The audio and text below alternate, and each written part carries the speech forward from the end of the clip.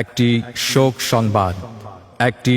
শোক সংবাদ আমরা অত্যন্ত দুঃখের সাথে জানাচ্ছি যে সরসিনা শরীফের আমিরে হিজবুল্লাহ, আমিরে শরিয়ত, আমিরে তরিকত হযরত পীর সাহেব হুজুর কেবলা গতরাত 2:11 সময় রাজধানীর সেন্ট্রাল হাসপাতালে চিকিৎসাধীন অবস্থায় ইন্তেকাল করেন। সরসিনা শরীফের হযরত পীর সাহেব হুজুর কেবলা গতরাত 2:11 সময় রাজধানীর সেন্ট্রাল হাসপাতালে চিকিৎসাধীন অবস্থায় ইন্তেকাল করেন। ইন্না লিল্লাহি ওয়া ইন্না ইলাইহি রাজিউন। হুজুর কেবলার জানাজার নামাজ আগামীকাল 18 জুলাই বৃহস্পতিবার বাদ জোহর সরসিনা শরীফে অনুষ্ঠিত হইবে।